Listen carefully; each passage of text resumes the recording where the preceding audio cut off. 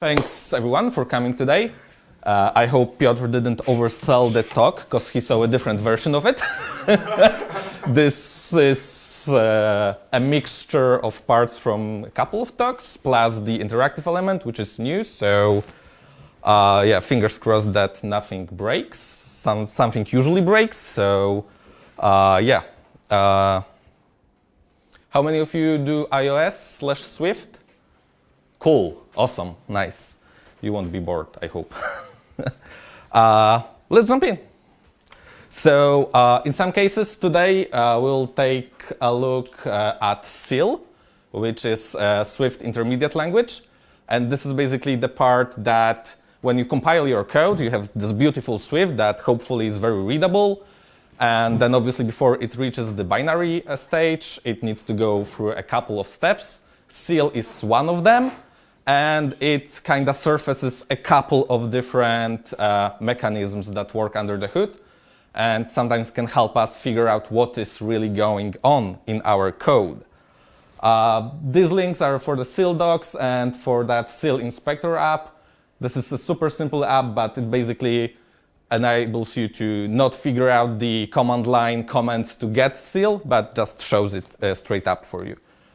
So as an example, what seal does is if you write this like one-liner structure that conforms to codable, seal generates the full version of it with everything. So you can inspect what's actually generated, how that works, what's in there, what are the ugly things, what are the beautiful things.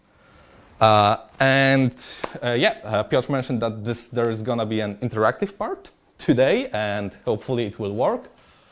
You can scan the QR, please do. It should be active right now. The quiz not, but the slider should be active. Access the poll tab on top because the live, by default it opens on live Q&A.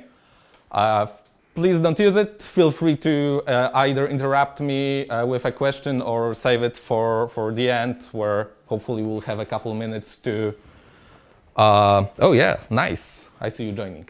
Cool. Means at least that part is working. So yeah, hopefully at the end we'll have a couple of minutes and I'll try my best to answer your questions. Apart from some regular options, all the questions have these two emoji options. And the red X mark is when you will think that the code that I'm asking about won't compile at all. And the bomb is when you will think that the code will compile, but it will crash at runtime. Right? Wow, we have 30 people joined. Is someone still trying to connect, or someone still trying? Yeah. All right. I'll move forward. I think you can join in the middle if you want. So as a warm-up, we'll start with something hopefully easy. So sets. So let's take a look at this simple code. We have a class conforming to hashable, which is a requirement to be able to put instances of it in sets. Then we put 3 of those instances in a set.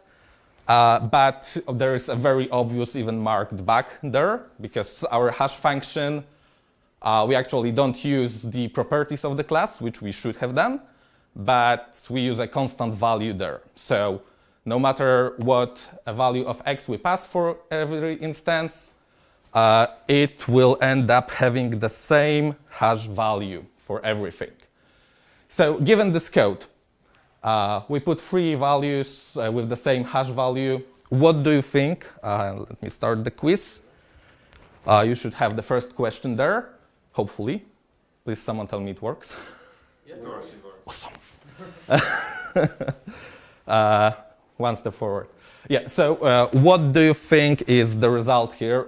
How many elements should we have in the set given this code? Okay. There are some answers coming in. Cool.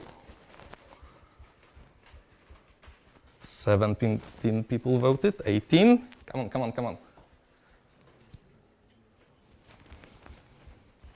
20. I think we have 30 participants, so 5 people more. Cast your votes. All right, I'm gonna keep the voting open to not. Okay, there's 30 votes, so I'm gonna close that one. And the correct answer is 3 here.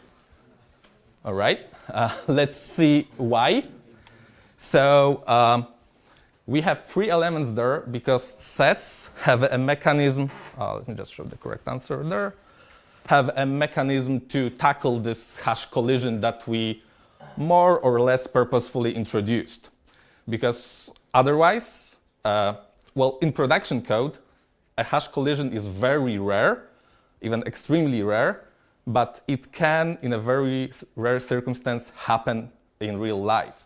So it would be super bad if you tried to put different values into a set, there was that random hash collision, and then one of those values gets lost, right? So you would have very inconsistent data, something would be wrong for your users, it would be tricky to debug because hashing function is seeded randomly on upstart, so you could not reproduce this consistently.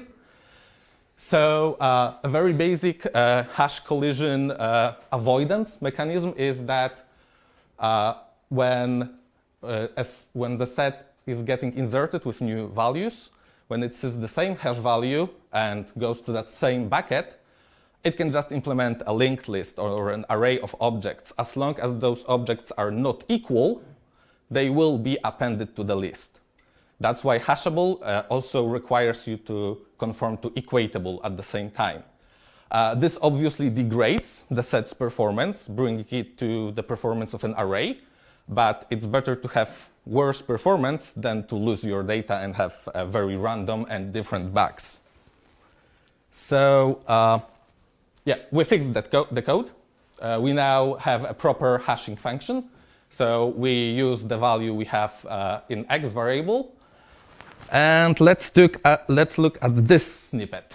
So we now create an instance of foo with X equals 1. We insert it into a set. Then we change the value of f. And then we ask the set if it contains it. So you should have a new question on your devices. Does the set contain the f object? What do you think?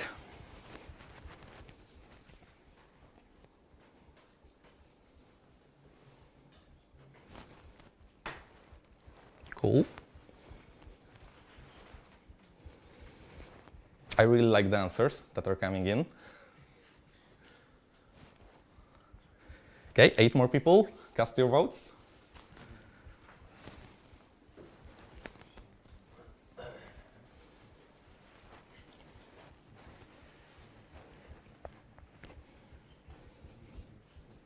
Two more people. Come on, come on. Small hint, this is the part where it starts getting weird. So kind of brace yourselves. All right. Yeah, we have 30 votes. I'm going to close them. And so the answer is both. Kinda, but not really. I don't think there's an explanation in JavaScript that would make sense. Here, the explanation at least tries to make sense. Previously, when I showed the part with buckets, this was simplified a little bit because actually now when we have 64-bit machines, the hash value is maybe like very huge number. Not trying to pronounce this one. Let's say it's a couple gazillions. And since this is an int and not an unsigned int, it can be negative. So a negative number could not be used as a direct index to some kind of list of buckets. It's kind of unreasonable to expect a set to maintain that many buckets and even more. So what happens is there are different kinds of optimizations happening for that. And that's why the documentation also asks you to pass the minimum capacity if you know it beforehand, because then it can avoid resizing the collection as you go and can optimize a couple of things for you. So what happens, that part in the frame is actually from Swift source code. So when you insert a new object into a set, you don't insert it directly based on the hash value, but there is this ideal bucket for hash value method. It has some pretty gnarly, complicated logic there, includes masking and whatnot. But the result is that from that huge value, it gets mapped to a smaller space of buckets, and then the object is put there. So how does that explain the situation that we saw previously, that it's both true and false? So for completeness, the whole issue here is that foo is a class. So when we inserted an instance of that class into a set, we actually inserted a reference to it, right? So it didn't get a unique immutable copy inside. And when we modified it, we kind of changed, we broke a lot of rules. Because when we inserted it, it was inserted with that first hash value. So set chose a bucket, put the object there, and it was fine. Then we changed the value, which changes the hash value of our object. And now when we ask if it contains it, it again goes to the ideal bucket method to check, see where it needs to try to find the value, because obviously it won't go through all the elements of the set. That would be very expensive, potentially, with big sets. And sets are all about performance. So it checks the ideal bucket, and now it's basically a dice roll, a coin flip of the random number generator, because if it happens to return a different bucket, which is empty, then it returns false. But on a rare occasion, it will give you the same bucket as it did for that first hash value. Then it will check with the equality operator. Is the object in that bucket equal to what I have, what I'm checking against, right? And since this is a reference, the value of 11 is updated across all references. We have the object. In that case, it returns true. So summing up this about sets, sets love value types, or at least they love unique instances. So if you need to put a class, instances of class in a set, maybe try to put unique copies of that instance into the set, or I don't know, figure out a different mechanism of making sure that they will be immutable for that set. So you won't break those invariants that you have the same object, but with a different hash value. And next up, we have autoclosures. And this is a simple annotation, pretty powerful, but it also has a small secret inside. So let's take a closer look at it. So I'm going to start the next question, and let's look at the code. So we have a struct that accepts a parameter with an autoclosure annotation. We have a make string method that has our call counter that we'll be interested in. The question is obviously at the very bottom, so what is the value of call counter after this code executes? And there is a hint above the call to show you what Xcode would show you if you try to type this code in and autocomplete triggers. This is what Xcode will hint you with. So yeah, what's the value of call counter here? Okay, we have the first answer. Come on, don't be shy. I'm gonna use the moment.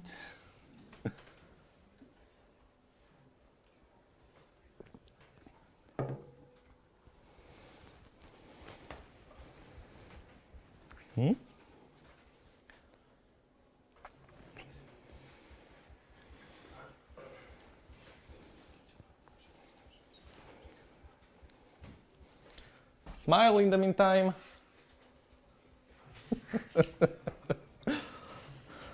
I'm just trying to, confuse you with the questions and answers. Right, we have 20 answers. Let's get some more.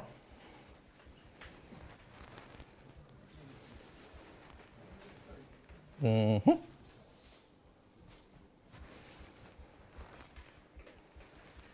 Cool.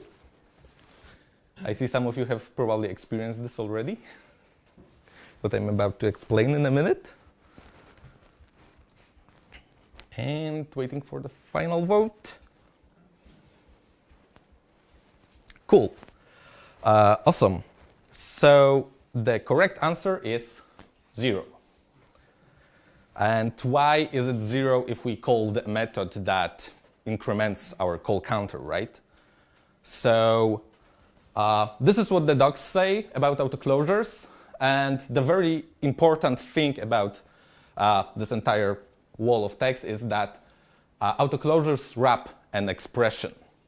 So this is a very important word here because they wrap the entire expression before it is evaluated. So when we saw this, Xcode or Swift or Sil actually saw this. So the call to our function was wrapped in another closure. So it wasn't executed immediately. And since most of us, or so I'd assume, would expect that the code we had and this change snippet, they should kind of work the same, right? Because when we see a method being called directly, not passed as a reference without brackets or things like that, we kind of expect that this is executed here and there. We call the method, there's no async keyword, there's no of the fancy stuff. So it's called, it should be executed. And the worst thing is that, as you can see, again, there's the hint from Xcode. It doesn't tell you anything that, it tells you that it expects a string, right? Not a closure returning a string, no hint that it will somehow wrap what you are gonna put there. It just tells you, hey, I want a string, so give it to it.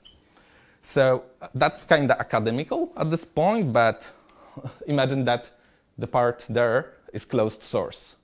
So you cannot kind of go and see that your friend or maybe yourself 6 months ago made an escaping autoclosure and now you're having issues with it. You have a method that's not, you call it and it's not being called and you kind of don't know why. Or worse, maybe even worse, it's being called multiple times and you did not expect that at all and it's maybe triggering side effects for you. So yeah, let's spice things up. We now changed from a struct to a class. So we now enter into beautiful reference semantics. And we have a class that handles some, our foo class, it handles some interaction with something external, right? Sets it up on init. And, does anyone, there's no question for that part in the app. Does anyone see issue with this code, given what we just talked about with autoclosures?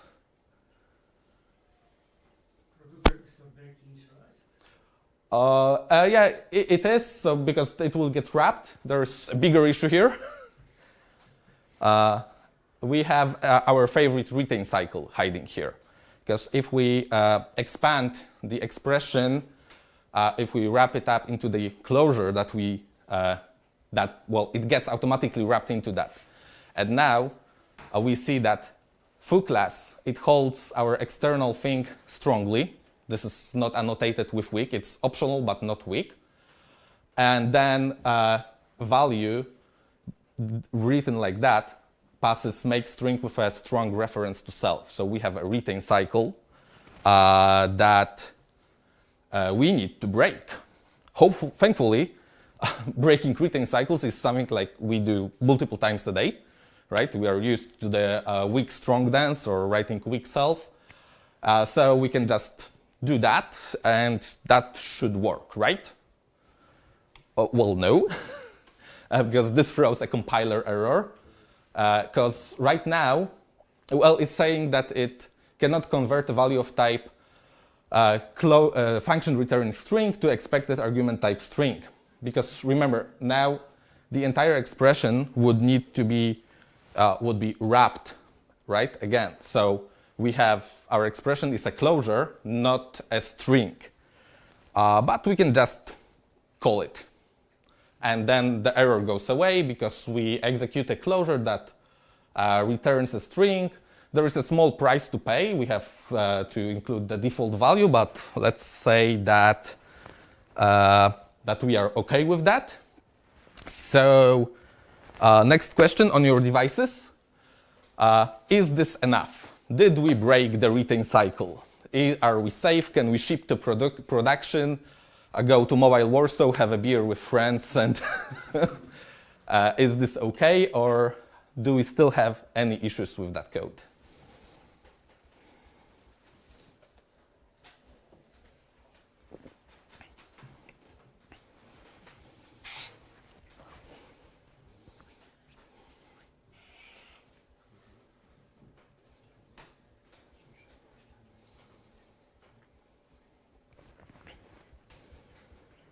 Okay.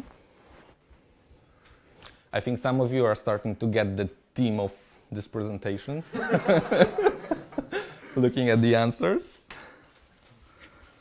Couple more, come on.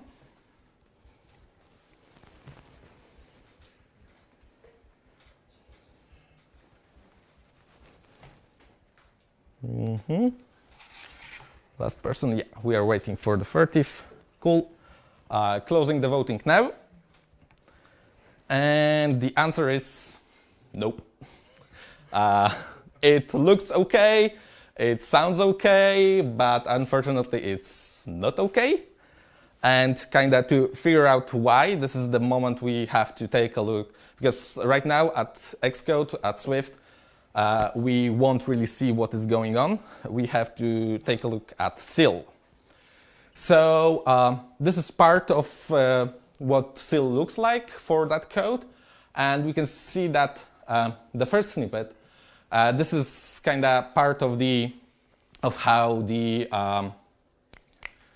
signature of our closure, the one with weak capture, looks like. And we can see that it does capture foo class weakly, right? So we have the SIL weak, optional foo class. This means that our closure captures it weakly. But then the generated autoclosure, it needs a guaranteed foo class. So it's still kind of, it properly figured out that it needs to capture foo class from outside to be able to pass it to our internal closure. But Xcode misses semantics here. So it doesn't see that, well, Xcode or Swift compiler misses the capture semantics that we explicitly wrote. Because the implicit semantics are for a strong capture. So it captures it strongly, then passes to us weakly. But still, the retain cycle remains because the autoclosure will have a strong reference to our object.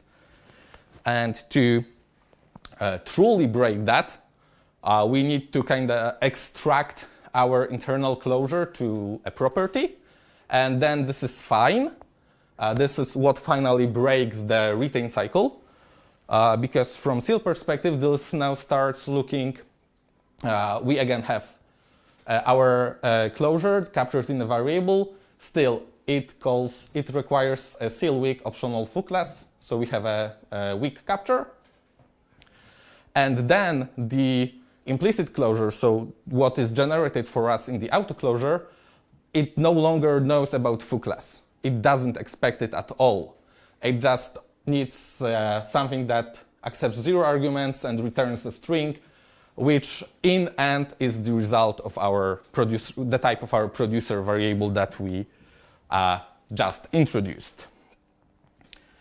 To sum this part up, this is definitely not trying to discourage you from using autoclosures, because they can be pretty powerful. But just, kind of provide deeper understanding on some of those edge cases. For me, again, the worst part is that this is lacking IDE support. So when you rely on Xcode's autocompletion, it will tell you that it just needs a plain variable. So something you can produce right here and there, pass from another method or from a different object, and suddenly you have this potentially huge memory leak, right? And then, obviously, there are the cases where that closure may not really be executed because there is no guarantee that the the object will call it, or it will be executed multiple times. So we are in deep trouble. And fortunately, if you are injecting your dependencies, then this will be easier to spot.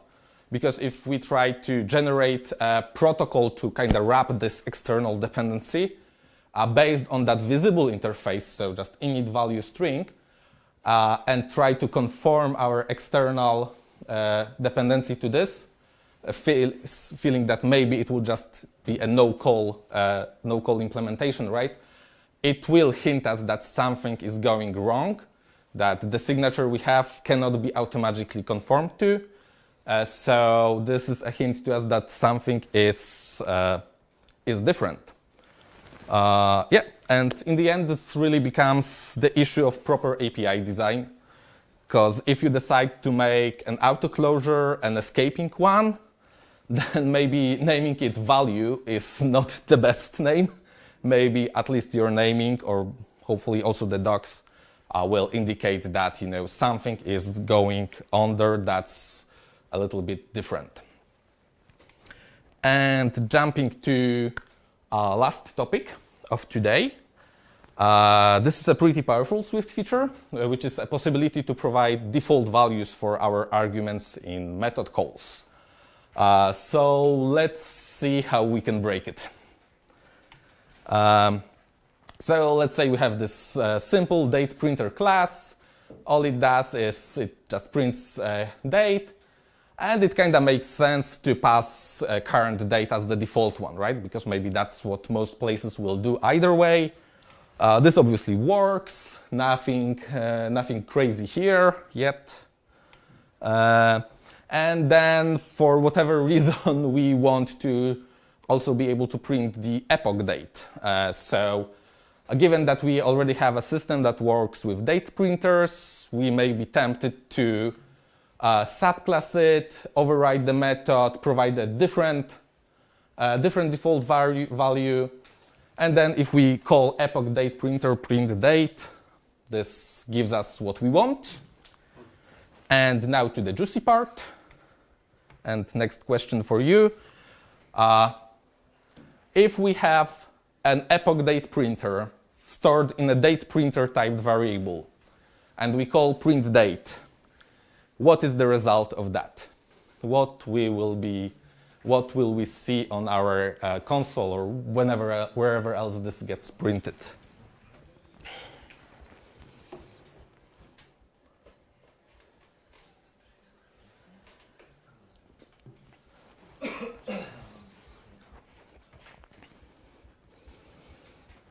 Cool.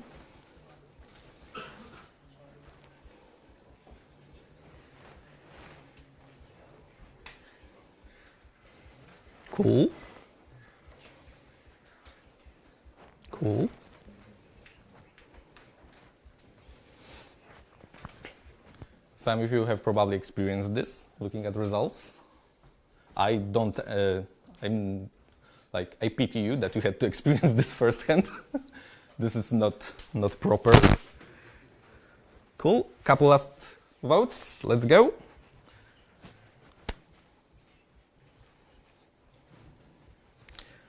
Final vote, please cast your votes. Cool, we have 30 answers, let me log that. And the answer, a little bit surprisingly, is that it will print epoch date with a current date. So something very strange has happened. Swift decided to take half of one of our methods and half of the other one method and kind of make them smooch. So let's see what's going on here. This will be a bit of gnarly SIL code. Sorry for that wall of text. So when we add default arguments for our methods in Swift, they are actually converted to those methods at SIL level that will compute them and return them beforehand. And we have one for date printer at the top, then the middle one is for epoch date printer. And then that bottom part is actually what happens when we execute the code we just saw, those 2 lines. So we have, we are upcasting epoch date printer to date printer to be able to store it in a variable of that type, right? This is some just internal stuff. Important thing is that in %9, we have stored epoch date printer, but what Seal knows about it statically is that it is a date printer, right? So the static type is date printer. And using that static type, it tries to get the default value of the call from the date printer class. So it uses static type to figure out which default arguments to use. But then a couple lines below, a line starting with %13, it tries to find a method on object from %9, which is our date printer, and it uses it using the class method command, which dynamically finds the method that we want to call. And then in the last line, it combines the 2 things, so it will call our dynamically found method with a statically found argument, resulting in this amalgamation that we just saw. And before we sum this part up, let's move question for our Android friends, or about our Android friends. How do you think this behaves in Kotlin? This is a final question on your devices, so if you saw this in Kotlin, or maybe you would like to venture a guess how that works there, that would be interesting to see.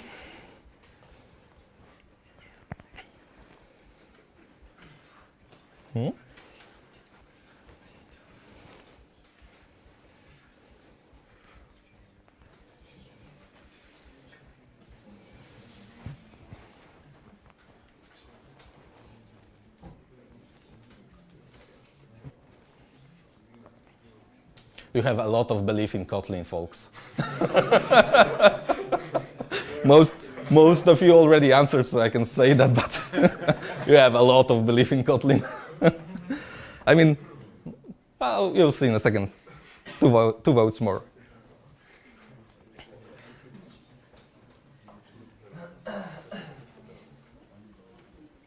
Yeah, final vote. Maybe stuck in the cloud. All right. So most of you said that the value will be resolved dynamically, so it will behave properly. Actually, this will fail at compile time, because Kotlin explicitly disallows providing a different default value in an overridden implementation. So you get like a very nice error. You are informed what is going on, and that you cannot do that because you will end up in the same land as in Swift probably. So how should that work in Swift? Should we go the Kotlin way and disallow this, or should we go our own way and improve this to resolve both components dynamically? I personally don't care. I just would like this to work properly and not surprise us. And funny thing is that this issue is there since the very beginnings, because it was my first place I found it was in 2014 in a blog post mentioned there, and there was some will to tackle this, to basically do the improve path, so that both components will be resolved dynamically and everything will work. But since this was noticed in Swift 1.1 and we almost have Swift 6.0, I guess another 4.8 versions of Swift before we see it resolved. The linked forums and the things linked in that post don't exist, because I think Swift forums migrated from place to place in that time, so this is tricky to find right now. And that's a wrap. That's actually everything I had prepared for you today. I hope you enjoyed it. I hope you enjoyed the quiz. Thank you for participating. And if you have any questions, I'll try to have answers for them. Yeah, you have experience with this seal, so I have questions. When we create tasks and also doing weak cell, question about structured concurrency, we still capture self strongly because we need this context around this task. Do you know how it looks in this seal context? Yeah, I took a peek at structured concurrency in seal, but it gets complicated there a little bit. So I fortunately don't have a definite answer for you. Anything, either fun, strange, or concrete to say, because haven't had a chance to fully dive into this and understand all the nooks and crannies, try to kind of separate which parts are structured concurrency, which parts are rest of Swift there, and see how they interconnect. So sorry, but I'll try to, possibly one day, maybe, Mobile Warsaw 100th edition, we'll talk about structured concurrency in seal. Okay, thanks. Sure. Yeah, go on. I'm asking just on Android though, is there any linter for this to avoid things like this? Oh, that's a great question. I'm not sure if, I don't think SwiftLint has rules for that, which is would be the most popular linter on our site. Definitely not by default. Some of this could be custom ruled there. But I haven't implemented custom rules in SwiftLint for quite some time, so definitely nothing out of the box. Okay. Cool. As these samples are. Yeah. So, which one of these have you found in production code bases? The auto closure thing I actually wrote and then hated myself for it. That I wrote. Then the set thing, I think that's something I noticed on one of Slack channels. There was a discussion about that, and it was just something fun to explore and understand, and then kind of learn from it. And the default values, I think I just somehow got to that blog post, which then led me to explore this, see if it still happens in current Swift version. So yeah, as Piotr mentioned that at the beginning, that this is a cool presentation, because as I mentioned, he saw a different version of it. There were different snippets of code that are also, this is generally speaking, this samples is not the code you write every day. This is the code you shouldn't write every day. You should avoid very hard to not write it. But when this happens, it's fun to explore this. So there's more. There's more to talk about if you'd be interested. So yeah. And I also have one more question. I'm not a Swift dev, but I'm really curious, how does escaped autoclosure work? It's interesting. So there's nothing fancy about it, because those two annotations kind of work independently. They do different things, right? Autoclosure does what we saw it does. It takes the expression, puts curly brackets around it, and you have a closure, right? So you don't need to write it yourself. This is just like sugar syntax. The escaping annotation, it tells Swift to capture the context around it, right? Because it may need it to store it further. It needed to be an escaping autoclosure to have the retain cycle. If you didn't put escaping, then that initializer would finish running. You would not have a reference to that autoclosure expressions anymore, so there would be no reference cycle. That was part of the trick here. The combination of those two and the fact that you store the closure is what causes the issue. Separately, there would be no issue with using those.